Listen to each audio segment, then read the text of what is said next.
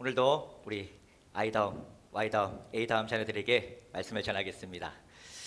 오늘은 먼저 퀴즈로 한번 시작해 보려 합니다.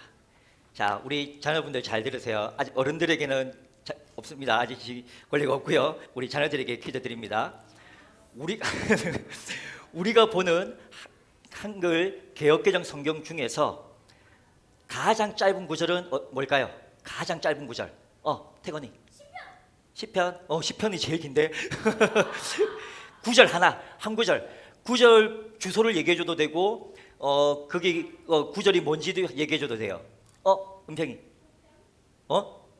5편? 한 절. 야, 오늘 읽었던 저기 성경을 보면 친구들 힌트가 있는데 오늘 읽었던 우리 성경에 힌트가 있는데 맞다. 자, 일단은 넘어갑시다. 목사님이 혹시나 맞출 사람이 있을까 싶어서 3분도 준비해 왔는데, 자, 개역개정 성경 기준으로 가장 짧은 구절은 오늘 우리가 읽은 본문 바로 앞에 있는 16절에 뭐예요? 항상 기뻐하라. 6글자예요. 그런데 이 6글자가 하나 더 있어요. 6글자로 된 구절 하나 더 있어요. 혹시 아는 사람? 은평이. 그거는 7글자야. 자, 6글자. 야, 이럴 때 지금 핸드폰에 AI를 쓰란 말이야. 자, 모르겠죠? 마가복음 6장 42절에 다 배불리 먹고예요. 이게 6글자예요. 자, 그리고 그 다음 두 번째로 개역개정 성경에서 가장 짧은 구절은 오늘 우리가 읽었던 쉬지 말고 기도하라. 7글자예요. 정말 짧죠? 이 말씀은 이렇게 짧지만 매우 강력한 임팩트가 있는 명령이에요. 그리고 동시에 기도에 대한 딜레마를 주는 말씀이기도 해요. 여러분의 생각에 쉬지 않고 기도한다는 건 어떤 모습인 것 같아요? 쉬지 않고 기도한다. 집에선 먹지도 않고 자지도 않고 화장실도 안 가고 바깥에도 안 나가는 히키코모리처럼 방 안에만 틀어박혀서 무릎 꿇고 막 이렇게 엎드려 있는 이런 모습? 아니면 학교에선 다 공부하고 있는데 혼자 다 할 수 있게 도와주시옵소서, 시험 100점 맞을 줄 믿습니다 라면서 두 손을 이렇게 꼭 모으고 있는 이런 모습? 아니면 배가 엄청 고픈데도 안 먹어도 배부를 줄 믿습니다 라면서 음식은 쳐다도 안 보는 이런 모습? 아니면 아플 땐 병원도 안 가고 약도 안 먹으면서 아픈 곳을 붙잡고 낫게 해주셔서 나을 줄 믿습니다 라면서 막 소리치는 이런 모습? 솔직히 이런 모습들은 좀 비정상적이고 비상식적이지 않나요? 예수님을 믿고 말씀대로 순종하며 살아간다는 건 이런 모습으로 나타나는 게 아니에요. 오히려 정상적이고 상식적인 생활 방식 안에서 작고 사소한 것이라도 성경대로 바르게 살아보려고 몸부림치는 것이 순종이고, 그렇게 순종할 때 우리가 기적이라고 말하는 하나님의 놀라운 은혜를 경험할 수 있는 거예요. 그래서 오늘은 쉬지 말고 기도하라는 이 명령이 어떤 의미인지, 또 어떻게 쉬지 않고 기도할 수 있는지 해답을 찾기 위해 성경적인 기도에 대해 알아볼 거예요. 오늘 설교를 통해 기도의 바른 의미를 배워서 기도를 더 가까이 하고 기도를 통해 주시는 하나님의 놀라운 은혜를 경험하는 우리가 되기를 예수님의 이름으로 축원합니다. 지난달 제가 설교할 때 하나님 나라 주민등록증이란 제목으로 설교했죠. 이때 빌립보서 3장 20절에 하늘 시민권에 대해서 언급했던 게 기억나나요? 시민권이란 말을 썼던 거 기억나죠? 여기에 이 비유로 사용한 이 시민권은 원래 당시에 로마 시민권을 말한 거예요. 로마 시민권. 자, 다음 화면 보여주세요. 지금 여러분이 보시는 이 화면의 사진은 현재 영국 대영 박물관의 로마 전시관에 있는 로마 군사 외교 문서라는 전시물인데, 25년간 군복무를 마친 게멜루스라는 외국인 병사에게 지급된 거라고 기록되어 있어요. 이때 당시에 외국인이 로마 군의 보조병으로 입대해서 25년간의 복무를 마치고 전역하면 이처럼 청동으로 만들어진 2장의 공식 인증서를 발급해 줬어요. 25년이면 몇 개월이야? 300개월입니다. 300개월. 자, 현재 우리나라 육군 복무 기간은 지하나 몇 개월이야? 예, 18개월이죠. 저는 26개월을 복무했었거든요. 그런데 이에 비하면 300개월은 정말 엄청난 기간 아닌가요? 예. 거기다 바울 시대에 로마 제국은 영토를 계속 확장하려고 크고 작은 전쟁을 자주 치렀어요. 그런데도 이 게멜로스라는 외국인은 목숨을 걸고 로마 군대에 자원 입대해서 치열한 전장을 오가며 끝내 25년을 살아서 버텨냈어요. 그 이유가 뭘까요? 바로 이 증서를 얻으려고, 이 증서 때문이에요. 자, 여러분이 보시는 오른쪽 면엔 로마 황제가 명령한 로마 시민의 권리가 빽빽하게 적혀 있고요. 왼쪽 면엔 이 문서가 진짜임을 보증하는 7명의 증인 이름이 기록되어 있어요. 즉, 이 증서는 로마 황제가 법으로 정한 보호, 혜택, 권리를 보장받는 로마 시민이다라는 걸 증명하는 보증서인 거예요. 로마가 세계를 제패한 후 로마 황제를 신으로 섬겼던 시대, 거기다 왕과 신하, 귀족과 천민, 주인과 종이라는 이 신분 사회 속에서 시민권을 보장해주는 이 증서는 당시 사람들의 신분과 삶을 완전히 뒤바꾸고 엄청난 특혜를 누리게 하는, 그래서 목숨을 걸고 25년간의 전쟁을 버텨낼 만한 가치가 있는 인생 역전의 보증서였던 거예요. 왜냐하면 시민권자가 누리는 법적 보호, 혜택, 권리가 현실에서 실제로 작동하고 있었기 때문이에요. 예를 들어 시민권이 없는 사람이 황제가 법적으로 보호하는 시민권자를 함부로 건드릴 수 없었고, 만약 건드렸을 경우 황제에게 대적한 걸로 받아들여서 반드시 법적 조치와 보복이 뒤따랐어요. 또 시민권자로서 군복무를 마친 사람들에게는 황제가 그 인생을 평생 책임져 줬고요. 시민권자들이 굶어 죽지 않도록 식량과 생필품 등을 무상으로 지급해 줬어요. 또 그들이 억울한 일을 당하거나 함부로 처형당할 수 없도록 법적으로 보호해 주기도 했어요. 이런 예시가 신약 성경에도 나와요. 복음을 전하다 종교 지도자들과 유대교인들의 고발로 로마군에게 체포당했던 사람 중 시민권이 없었던 예수님과 베드로는 억울함을 호소하는 상소라는 것 한 번 못 해보고 가장 잔인한 방식이었던 십자가형으로 처형당했어요. 반면 시민권자였던 사도 바울은 똑같은 복음을 전하다 체포당했음에도 이스라엘 종교 지도자들, 유대교인들, 로마 군사들, 심지어 로마 총독조차도 함부로 건드릴 수 없었고요. 황제에게까지 나아가는 상소권을 행사해서 로마 군의 보호 아래 황제가 있는 로마까지 안전하게 이동했어요. 정말 대비가 되잖아요. 이처럼 사도 바울은 빌립보 성도들에게 복음을 믿음으로 하늘 시민권을 얻은 하나님 나라 백성은 로마 황제가 아닌 하나님께서 끝까지 보호하시고 책임지시며 함께 하신다는 사실을 로마 시민권의 법적 보호, 혜택, 권리를 비유로 사용해서 피부에 와닿게 설명하려 했던 거예요. 사랑하는 다음교회 자녀 여러분, 하나님 나라는 죽어서 가는 어떤 곳이라거나 우리의 생각이나 상상에만 머무는 곳이 아니에요. 지금 복음을 믿음으로 예수 안에서 창조주 하나님과 나와 연결되어 있는 상태, 현재 왕이요 주인이신 하나님이 내 인생에 배우에 계셔서 끝까지 책임지시고 보여주고 계신 이 상태, 오늘 하나님의 자녀로서 아버지가 베푸시는 혜택과 권리를 누리며 살아가고 있는 이 상태, 이 상태가 바로 하나님 나라예요. 그러니 우리 각 사람이 예수님을 구주로 믿어 하늘 시민권을 가진 하나님 나라 백성임을 잊지 마시고, 지금 현재 오늘 내 삶에 실제로 임한 이 하나님 나라에서 우리의 좋은 왕이요 아버지시요 주인이신 하나님의 베푸시는 은혜와 사랑을 풍성히 누리며 살아가는 우리가 되기를 간절히 소망합니다. 자, 이렇게 우리 안에 임한 하나님 나라에서 하늘 시민권자는 다양한 권리를 행사할 수 있어요.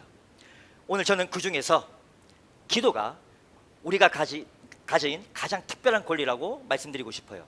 기도. 그런데 믿음을 가진 사람 중에 성경에 기록된 기도하라 라는 이 말이 명령이잖아요. 명령이기 때문에 기도를 의무로 받아들이거나 무거운 짐처럼 힘들고 귀찮고 성가신 거라고 느껴서 결국 기도를 피하거나 포기하거나 기도에 무관심한 사람이 많아진 것 같아요. 자, 잘 생각해 보세요. 여러분들은 좀 어떤 것 같아요? 자, 오늘 본문은 쉬지 말고 기도하라 했어요. 근데 제대로 기도한 게 언젠지 기억도 안 날 만큼 여러분 기도를 오래 쉬고 있는 건 아닌가요? 아니면 기도하는 중 잠깐이라도 딴짓하고 딴 생각하면서 기도를 멈추었던 적은 없나요? 빌립보서 4장 6절에서 아무것도 염려하지 말고 모든 일에 감사함으로 하나님께 아뢰라, 기도해라 했는데 사소한 일 하나하나 다 기도하는 게 힘들고 귀찮아서 일부러 기도를 피한 적은 없나요? 그나마 마음 먹고 한번 기도해보려 했는데 여전히 마음속에 걱정과 불안이 사라지지 않고 감사보다는 불평과 불만이 더 많아서 그런 상태로 하나님께 기도해봤자 하나님이 들어주지 않을 것 같아서 기도를 포기했던 적은 없나요? 아니면 기도하든 안 하든 내 인생에 별 일이 생기지 않는 것 같으니까 아예 기도하지 않기로 마음먹은 건 아닌가요? 우리는 그래도 교회를 다니면서 어깨 너머로라도 기도에 대한 기도의 이유와 기도의 필요성, 기도의 유익을 알거나 또 인정은 하고 있다 할지라도 현실은 기도의 부담감, 불편함, 거북함 등을 더 크게 느끼고 있잖아요. 왜 그럴까요? 믿는 사람이 말씀에 순종해서 기도해야 되는데 어떻게 해야 이 기도하라는 명령에 우리가 온전히 순종할 수 있는 걸까요?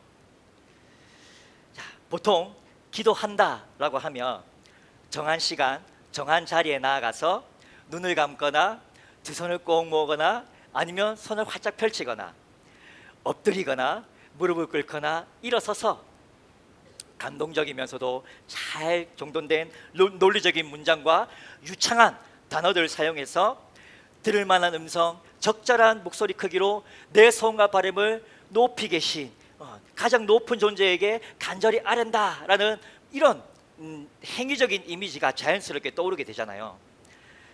하지만 이런 것만이 기도의 전부는 아니에요. 구약 성경에 기록된 이스라엘 사람들의 기도 개념은 여러분이 지금 보시는 것처럼 이렇게 다양해요.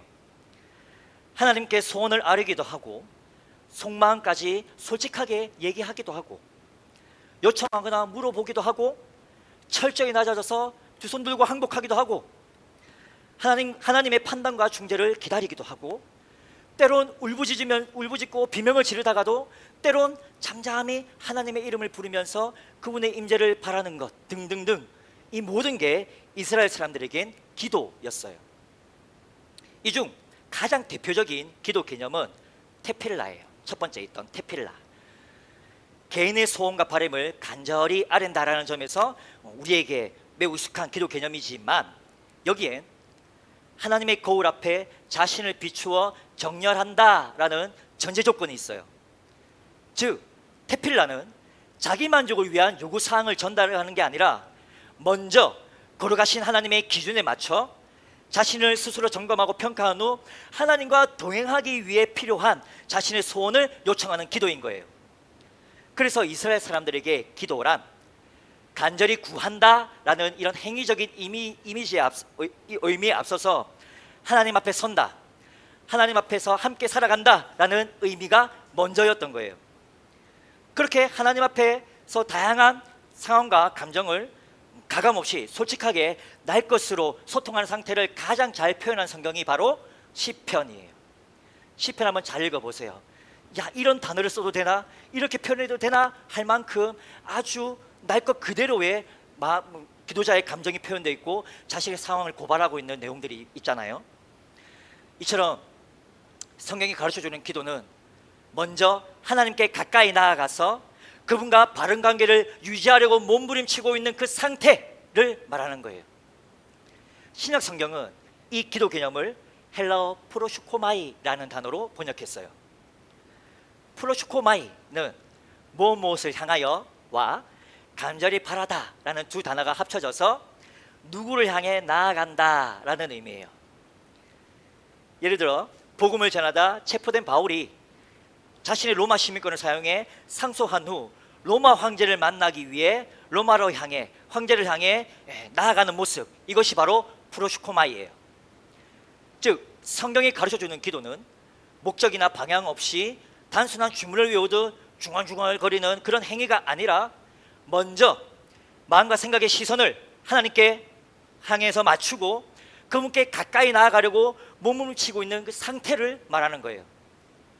그런데 친구들 잘 생각해 보세요.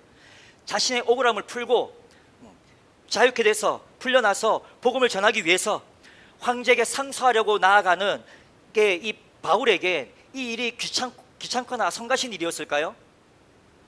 전혀 그렇지 않아요.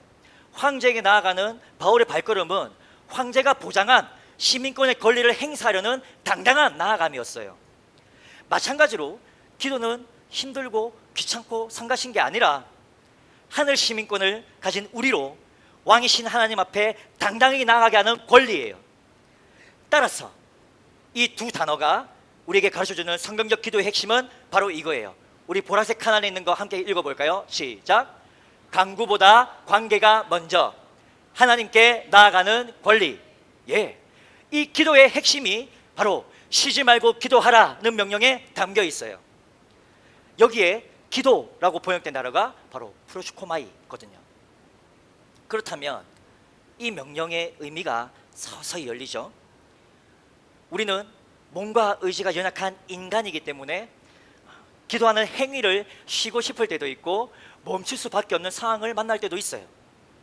하지만 기도 행위는 쉴 수 있어도 하나님께 나아가는 관계는 쉬지 않고 지속할 수 있어요. 어떻게?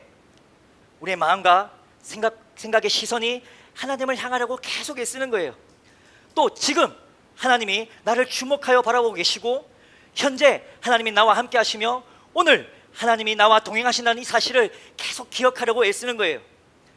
그리고 기도 시간, 기도 자리를 정해서 꾸준하게, 더디더라도 꾸준하게 하나님과 대화하고 소통하려고 애쓰는 거예요. 숨을 멈추면 산소 공급이 중단돼서 생명이 죽어버리잖아요. 마찬가지로 기도를 멈추면 영적 산소 공급이 중단돼 결국 우리의 영이 죽어버려요.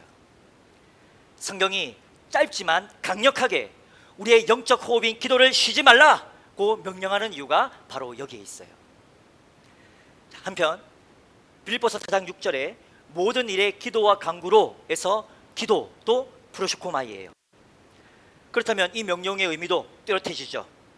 모든 일, 곧 누구와 언제 어디서 무엇을 어떻게 왜 하든지 마음과 생각의 시선을 하나님께로 향하여 그분 앞에 나아가는 것, 즉 관계가 항상 먼저이고 구할 것을 감사함으로 아뢰는 간구는 그 다음이에요. 거기다 바울은 이 명령에 앞서서 3장 20절에서 예수 복음을 믿는 자들은 하늘 시민권을 가진 하나님 나라 백성임을 강조했었잖아요. 로마 시민권이 없는 사람은 로마 황제가 보장한 보호와 혜택과 권리를 누릴 자격이 없어요. 또 그것을 요청하기 위해서 황제 앞에 함부로 나아갈 수도 없어요. 황제 앞에 나아가는 건 시민권자에게만 주어진 특별한 권리예요. 그런데 지금 우리는 황제나 왕이 다스리는 시대를 살고 있지 않으니까 이 말이 좀 그렇게 막 와닿지 않을 수 있어요. 자, 그렇다면 부모와 자녀의 관계를 한번 생각해 봅시다. 만약 주한이 어디 있어? 주한이 로봇 장난감 좋아하죠. 프라모델 하는 것도 좋아하고. 자, 주한이가 어느 날 저한테 와서 목사님 방에 있는 프라모델 새거 저한테 하나만 주세요 라고 감히 요청할 수 있을까요? 너 그럴 용기 있어? 아니면 화평이가 지금 만약 급전이 필요하다 칩시다. 돈이 막 좀 큰 돈이 필요해요. 급전이 필요해. 근데 갑자기 저한테 와서 목사님 10만 원만 주세요 라고 당당하게 얘기할 수 있을까요? 너 나한테 그럴 수 있어? 없죠. 예, 쉽지 않아요. 그렇게 할 수 없어요. 하지만 민승이는 자신의 소원과 필요를 어떤 것이라도 제게 와서 당당하게 요청할 수 있어요. 왜일까요? 예, 민승이는 저의 아들이고 저는 민승의 아빠니까요. 이처럼 아버지를 찾아가서 자기의 소원과 필요, 보호, 도움 등등등을 당당하게 요청할 수 있는 건 아들에게만 주어진 특별한 권리예요. 마찬가지로 온 세상의 창조주요 전능한 왕이신 하나님 앞엔 아무나 나아갈 수 없어요. 죄악으로 더러워진 존재가 죄악을 미워하시고 반드시 심판하시는 거룩한 하나님 앞에 함부로 나아갈 수 없어요. 그러나 먼지처럼 보잘것없는 연약한 존재이며 여전히 죄성을 가지고 살아가는 존재이지만 예수님을 믿고 의롭다 인정받아 하늘 시민권을 얻은 하나님의 백성이요 자녀인 우리는 좋은 왕이요 아버지이신 하나님 앞에 당당히 나아갈 수 있어요. 그분 앞에서 모든 일에 은혜와 사랑을 요청할 수 있는 권리, 그 요청이 하나님 뜻 안에서 반드시 이루어질 줄 믿고 감사할 수 있는 특별한 권리가 우리에겐 있어요. 로마서 8장 26절은 이 특별한 권리의 극치를 보여줘요. 한번 이 구절을 읽어봅시다. 시작. 이와 같이 성령도 우리의 연약함을 도우시나니 우리는 마땅히 기도할 바를 알지 못하나 오직 성령이 말할 수 없는 탄식으로 우리를 위하여 친히 간구하시느니라. 아멘. 믿는 자가 자신의 연약함 때문에 기도할 수 없을 때 성령님이 그를 위해 대신해서 기도해 주신대요. 그런데 이 말은 야 바쁜데 뭐 굳이 시간 내서 기도하라고 그러니, 뭐 힘들고 귀찮고 성가신 그런 기도 행위는 뭐 굳이 안 해도 괜찮아, 내가 대신 기도해 줄게, 이런 의미가 아니에요. 마땅히 기도할 바를 알지 못한다라는 건 하나님 앞에 나아갈 수 있는 이 특권이 있음에도 자신의 죄성과 연약함 때문에 그 권리를 제대로 누리실 수 없는, 누리지 못하고 있는 상태를 말하는 거예요. 예를 들면 하늘 시민권을 가진 하나님의 백성이자 자녀라는 사실을 쉽게 잊어버리게 할 만큼 자신 안의 악함과 이 죄들로 인해서 마음이 짓눌려 있고 무너져 있는 상태, 또 마음과 생각의 시선이 눈앞에 있는 현실의 문제나 자기 만족, 욕망에 사로잡혀서 내 안에 계신 하나님을 인지하지도 못하고 내 곁에 계신 그분께 눈길조차 주지 못하고 있는 그 상태, 그러다 절박한 상황을 만나서 용서와 회복과 도움의 하나님을 겨우겨우 기억해내어 겨우겨우 기도 자리에 나왔지만 무엇을 어떻게 기도해야 할지 몰라서 그저 멍하니 있는 상태 등이에요. 근데 친구들, 여기서 한번 잘 상상해 보세요. 상상을 한번 해보세요. 자, 나는 지금 예수님을 믿어서 하늘 시민권을 가지고 있어요. 그런데 이 사단이라는 놈이 자꾸 내 옆에 와서 막 나의 죄성과 연약함을 쿡쿡 들쑤시면서 야, 니까짓 게 신앙인이라고 막 이렇게 조롱하고 야, 뭘 그렇게 특이한 사람이 되려고 하니, 다른 사람들처럼 그냥 평범하게 살아 라며 유혹하고, 막 정신을 막 신앙 믿음은 무슨, 야 현실은 달라 임마 라면서 막 공격하기도 하고, 야, 이런 순간 또 하나님 외에 우리가 다른 곳에 정신이 팔려서 하나님과 아무 관계가 없는 사람인 것처럼 하나님을 모른 척하거나 하나님의 눈길조차 주지 않거나 그분을 등지고 있는 이 순간, 또 절박한 상황 속에서 어떻게든 다시 돌이켜서 하나님 앞에 나아가고는 싶지만 이러지도 저러지도 못해서 안절부절하고 있는 그런 순간, 그런 순간에 하나님은 당신의 백성이자 자녀인 나를 외면하거나 모른 척하거나 뭐라 하거나 꾸짖지 않으시고 벌 주지 않으시고 나에게 먼저 다가오셔요. 그리고 내 안에 계셔서 내 상태를 모두 다 아시고 나를 대신해 말로 다 할 수 없는 간절한 마음으로 나를 위해 간구하시는 성령 하나님이 나에게 찾아오신 그 하나님께로 나를 가까이 이끌어 주세요. 밀어주세요. 그러자 하나님이 풍성한 은혜와 사랑으로 나를 꼭 안아주시면서 위로해 주세요. 자, 이 상상이 지금 현재 오늘 내 삶에 실제로 이루어지고 있다면 여러분 어떨까요? 정말 감사하고 정말 감격스럽지 않을까요? 예수님을 구주로 믿는 자가 이와 같은 특별한 권리를 상상이 아닌 삶 속에서 실제로 누릴 수 있다는 사실을 우리가 믿고 확신한다면 때론 몸과 마음이 저 밑바닥까지 완전히 짓눌려서 오던 곳에 홀로 내팽겨쳐진 채로 삶의 작은 의지마저 희미해지는 이런 최악의 순간이 온다 할지라도 나와 함께 아파하시고 나를 위해 간구하시는 성령님의 중보기도를 통해 하나님이 주시는 힘과 위로와 용기를 현실에서 분명히 얻을 수 있다는 것을 믿기 바랍니다. 그러니 나를 사랑하셔서 언제 어디서든 나를 바라보고 계시고 절대 버려두지 않으시며 나의 작은 신음까지 다 듣고 계신 사랑의 하나님을 절대 잊지 마세요. 그런 하나님의 백성이자 자녀로서 하늘 시민권을 가진 자로서 좋은 왕이요 아버지이신 하나님이 보장하시는 가장 특별한 이 권리들을 모든 일에서 쉬지 않고 누리며 살아가는 우리가 되기를 예수님의 이름으로 축원합니다. 아멘. 자, 오늘은 이렇게 성경적 기도의 핵심이 무엇인지 한번 배웠어요. 기도는 간구보다 관계가 먼저예요. 또 기도는 하나님께 나아가는 가장 특별한 권리예요. 또 우리가 그 권리를 누릴 수 있도록 항상 중보하고 도우시는 성령님이 계심을 꼭 기억하세요. 자, 여기에 더해서 결코 간과할 수 없는 한 가지만 더 말씀드리고 설교를 마무리하겠습니다. 혹시 여러분 말하지 않아도 알아요 라는 광고송 들어본 적 있나요?